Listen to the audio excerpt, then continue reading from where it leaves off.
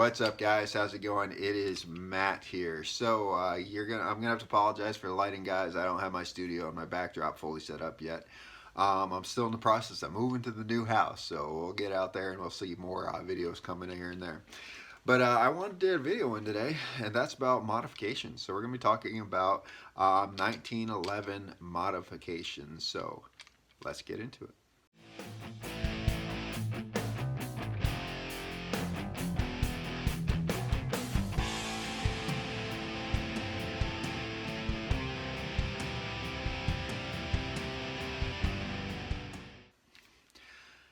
Now, I'm not going to tell you what to do with your 1911s. I'm not going to tell you what to do with your 1911s. Everyone has their own little personal preferences. Everyone's hands are a little bit differently. Some people need extended mag releases, some people don't, and stuff like that. I'm just telling you what I do to my 1911s when it comes to actual modifications. There's a couple things that I actually recommend. So, right here, this is my Rock Island Armory 1911. You guys are familiar with this. You guys know this, right? Get my nice wear on it from shooting it all the time. So this is pretty much out of the box. This is what it comes like right here. Yeah, it comes with this color, comes with these grips. It's kind of nice. It was like, I don't know, I remember it was like just under $700. It's been a great 1911. It works great along the ways.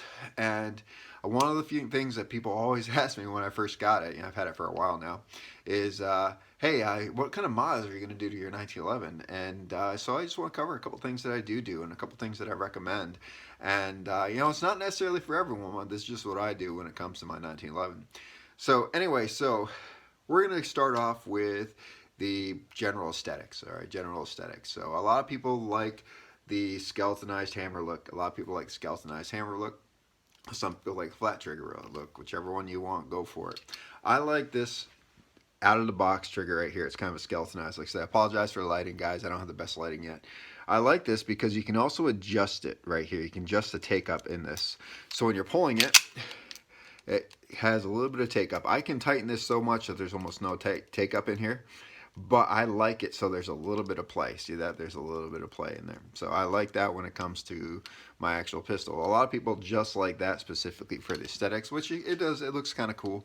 But for me, the trigger aesthetics isn't that important. It's more about what the trigger does. And for me, I like that little bit of take up in that trigger before it breaks. All right. So that's the one thing that I do. I like having a little bit of take up. You can put all kinds of triggers on it and stuff like that too. Now, the very first thing that I did when I got this gun was I changed out the sights, okay? I like night sights, okay? I like night sights. These are Tritium True Glow Pro. All right, that's what these ones are. Tritium True Glow Pro. I like night sights, and I like them with a ledge like this, so if I ever need to set it up on something, I can hook it and I can rack it. I like having that added on it, and I like having night sights on my pistol. I consider this a defensive pistol, all right? This is not a safe queen. I carry this a lot. Believe it or not, I carry it a lot. This for me is a defensive pistol, so I like having night sights on it. I really do like having night sights on it. So I always change out the sights. There are so many aftermarket sights when it comes to 1911s. I mean, 1911s used to be the most customizable pistol in the world. Now it's it's between the mix of the Glock and 1911s that you can do whatever the heck you want to the pistols. They're just so customizable. So I like having sights. I like having night sights on it. Now, the next one I'm going to talk about, there's a lot of debate between these two, and I'm just going to tell you the direction that I go when it comes to this and the reasons why. So that is guide rod. Do you like the full-length guide rod, or like me, do you like the GI guide rod? Now, when this pistol came out of the box from Rock Island, it actually had the full-length guide rod, so this metal piece stuck out to about here, full-length guide rod. A lot of people like that, and they say there's some really good pros with having the full-length guide rod, especially if you're in competition shooting like that. It gives a little bit more weight to the front of the pistol. Some people like that, a tiny bit more weight to the front of the pistol. Some people like that. Other people will tell you that the reason they have that in there is because the recoil spring that's in here, they don't want it twisting around on itself or anything like that, so they think that makes it better, which it makes sense. It would probably help a little bit.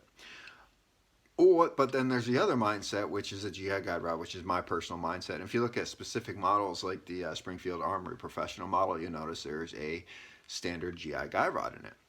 And there's a reason I prefer a standard GI guide rod. So I actually got rid of the full length. I went through Fusion Firearms and I got a GI guide rod with that checkering in the front. So, nothing fancy. They have different decorations. I just like the standard checkering in it. So my thoughts on it, guys, is this is once again a defensive pistol, go to war pistol, whatever you want to call it. So for me, I want to be able to easily break it down. Easily break it down and field strip it and be able to clean it pretty quickly. The problem with the full length guide rod is you usually need a tool in order to break it down quickly. Some people debate and stuff like that. Every single full length guide rod 1911 I ever had always been a little bit more difficult to take down because of that full length guide rod. You need a specific tool to get in there. I don't want a tool. I want to be able to do it with these tools right here with my fingers. All right, I want to be able to do it with my fingers. So that's why I like the GI guide rod in it. Now, if you actually look at the background behind all of it, I don't know if you want to call it background, but there's actually no proof telling you whether or not the full length, or there's nothing that tells you one way or the other which one works better for which one's more reliable. Pretty much they do the same thing whether you have the full length or you have the GI guide rod. The only difference is for me, I like the GI guide rod because, like I said, I can easily break it down, field strip it, and be ready to go. That's my preference. All right, that's my preference on it. So the choice is full length guide rod, especially competition shooters. You want that extra weight in the front, no big deal. If you're more like me, more of a practical thing, you might want the smaller guide rod. You might want the GI side or the GI guide rod. It's just a little bit smaller for you. Now, another thing that a lot of people prefer when it comes to 1911s is they want the extended beaver tail. And I'm going to tell you, if you do anything to your pistol when it comes to 1911, if you do anything, this is it. Okay, extend this. Okay, extend the beaver tail. All right. The reason is the old school kind of beaver tail that's on there. If you notice, this one kind of comes up over here. When the hammer goes back, okay, when the hammer goes back after the slide moves it, if this is smaller, your skin, the fat of your skin gets pinched between the hammer and this, and it sucks and it hurts. So if you want to do something to your 1911 and you're not sure what it is, you just want to do something to it, or you just want to make it perform a little bit better, get yourself an extended beaver tail. All right, you can get really high on it and it will not pinch you, it will not hurt you. All right, so go get yourself an extended beaver tail. This is the one that I absolutely 100% recommend, the beaver tail night sights. That's 100% what I recommend. Everything else is, it's whatever, everything's up to you when it comes down to it, but this is just stuff that I recommend. Okay, now another thing that you want to take in consideration is this. An extended grip safety. See how it pops out a little bit? All right, the extended grip safety. I like this. This came from the factory with that on there. I prefer that. Now, one of the biggest complaints that people had back World War I, World War II, when they were using the 1911s, is they were get a grip on it and the gun wouldn't shoot. The gun wouldn't shoot because this was very flat. This was very flat and they didn't have enough squeeze on it. So a lot of them would actually take it to the armory and have that pinned down.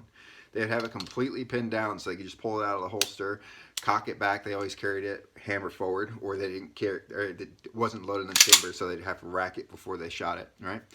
But they would have the armorer pin that down because they didn't get a good solid grip on it.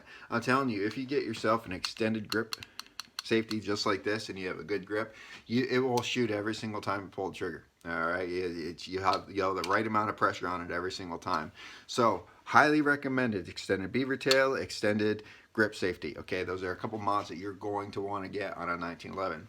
Whether you want the flat back strap or the flat back strap or the rounded one, I don't care, guys. It's up to you. I'm good with either one of them. I prefer this one. All right. So now when it comes to grips, there are so many stinking grips available on the market. There are so many stinking grips out there available on the market. Choose one. You have customizable, ivory, wood, whatever you want. These ones came with the gun, and I like these. I like the actual grip. These are G10 grips. I like the actual grippiness to this. All right. The only downside is it has a tendency to rip on my shirts when I carry it, but when I'm shooting it gives me a good solid grip on this. Especially if just holding it in general, it's just a really good grip on it. Even with gloves on it, just awesome grip. Even makes an even better grip on it. So always get the extended beaver tail if you want to do that. Like I said, you don't have to. I'm just giving you a good recommended. Always get the extended grip safety. A big deal. All right, those are a good idea. Night sights, I like my night sights. Some people don't like night sights. I love my night sights. Now, the other one that a lot of people debate about is having the ambidextrous safeties. Okay, this one has ambidextrous safeties. A lot of people don't like that. The best way to shoot a 1911, all right, is you ride that thumb on that safety. All right. A lot of people that complain about 1911s, they say, well, when you're in a competition, you're going to accidentally bump it up and it's going to lock the gun. The gun won't shoot. That won't happen if you're riding it. All right, that won't happen if you're riding this grip safety. I always ride my thumb on this grip safety. When I pull it out of the holster, my thumb's on it when it gets up to here. When I'm transferring my hand, my safety's going down and I'm putting it out to the target. I always ride my thumb on the safety, and that's a really good idea for you guys. A lot of people don't like that because they feel it right on this side. All right, when they put it down, they feel it on that side. I don't have a problem with that. The problem is I like the ambidextrous because, like I said, I ride the safety no matter which way I do it. So if I'm shooting right-handed, I ride the safety. If I'm shooting left-handed, I ride the safety. Okay, so I like the ambidextrous safeties. A lot of people think it just stands out too much. It's up to you if you want to do it or not. But for me personally, I like the ambi safeties because I can ride it on either side when I'm shooting left-handed, right-handed. It makes it easier to it gives you better safety manipulations. One of the biggest fears people have when they have these for defense, oh, you can't use it. There's a safety on it, and what happens if you accidentally knock it off? Ride your thumb on the safety. Won't be an issue. So if you want to get ambidextrous safeties, go for it. If not, then don't worry about it. All right. And they also have smaller ones. They have smaller ones. They have bigger ones. I like the full length ones. I got bigger hands. I like the full length ones. My hands are on it good. With my thumb on that safety, it gives you a little extra leverage on the gun, and I have a perfect grip. My hand is at a perfect grip where it depresses this grip safety at every single time. So there you have it, guys. Those are some mods that you might want to get for your 1911. All right. Like I said, my personal favorite mods that I will do at every single 1911 whenever I get it is sights. I need to have night sights. I want night sights. I want an extended grip safety. All right. I want extended Beavertail. Extended grip safety. You can get selenized hammers, whatever. It's up to you how you want to do that. But for me personally, my 3 things that I have to do. Okay. Sights, actually 4 things I have to do. Sights, extended grip safety, extended Beavertail, and for me, maybe not for you, the GI guide rod. There you have it, guys. If you like this video, guys, like, share, subscribe. Tell your friends about me, guys. If you like the content of this channel, go check me out on Patreon. You can help support this channel, whether it's $1 a month or whatever it is. Just throw it in there and you can help support this channel. Now, remember, guys, it is our responsibility to take care of each other and protect each other. Peace.